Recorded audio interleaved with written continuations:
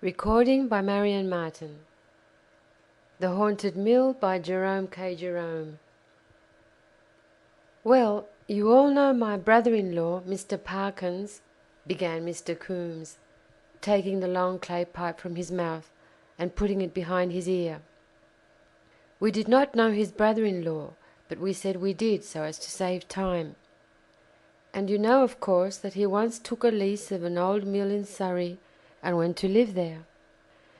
Now you must know that years ago this very mill had been occupied by a wicked old miser, who died there, leaving, so it was rumoured, all his money hidden somewhere about the place.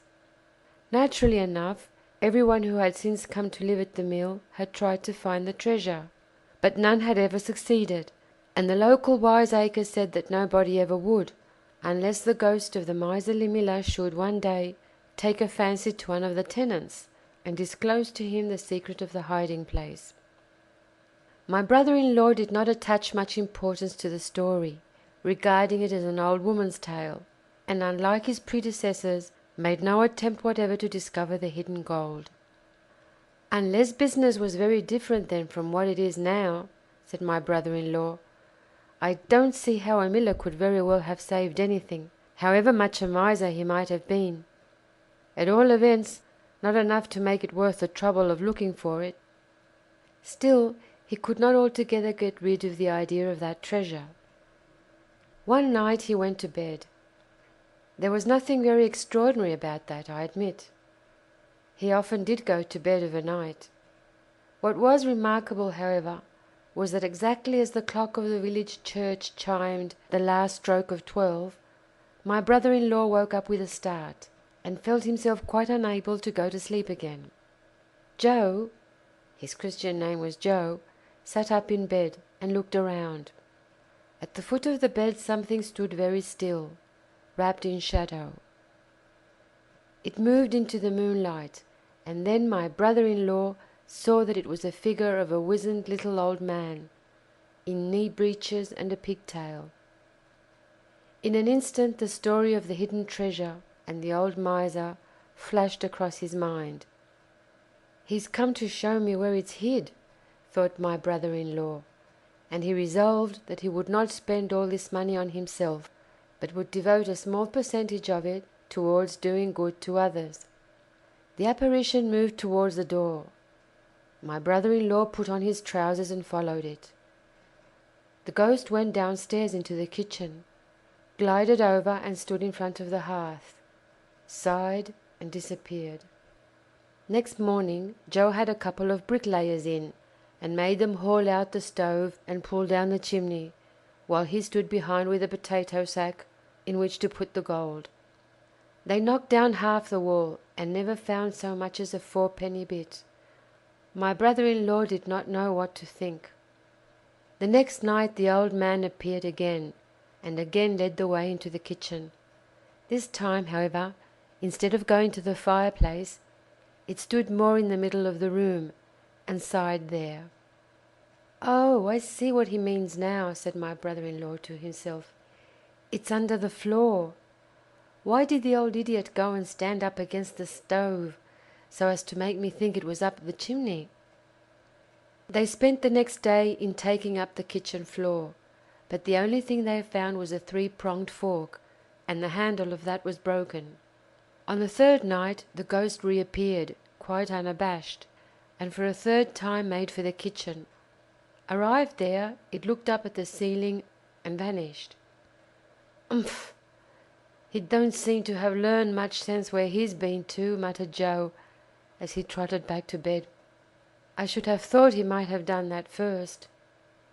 Still there seemed no doubt now where the treasure lay, and the first thing after breakfast they started pulling down the ceiling.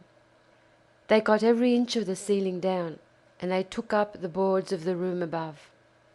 They discovered about as much treasure as you would expect to find in an empty quart pot. On the fourth night, when the ghost appeared as usual, my brother-in-law was so wild that he threw his boots at it, and the boots passed through the body and broke a looking-glass.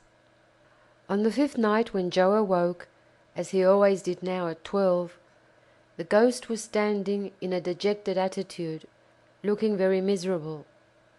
There was an appealing look in its large, sad eyes that quite touched my brother-in-law. After all, he thought, perhaps the silly chap's doing his best. Maybe he has forgotten where he really did put it and is trying to remember. I'll give him another chance. The ghost appeared grateful and delighted at seeing Joe prepare to follow him, and led the way into the attic, pointed to the ceiling, and vanished. "Well, he's hit it this time, I do hope," said my brother-in-law, and next day they set to work to take the roof off the place. It took them 3 days to get the roof thoroughly off, and all they found was a bird's nest, after securing which they covered up the house with tarpaulins to keep it dry. You might have thought that would have cured the poor fellow of looking for treasure, but it didn't. He said there must be something in it all, or the ghost would never keep coming as it did, and that, having gone so far, he would go on to the end and solve the mystery, cost what it might.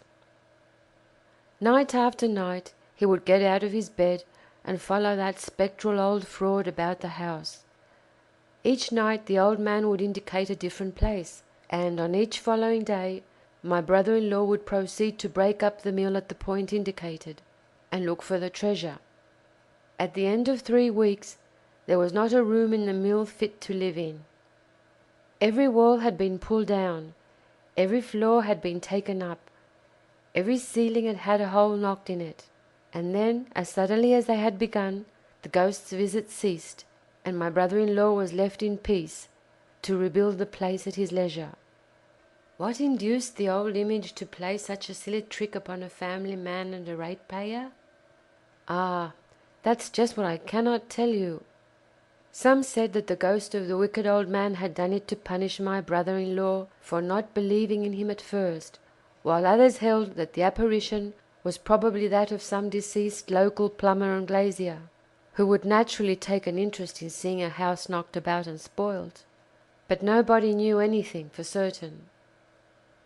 End of The Haunted Mill by Jerome K. Jerome.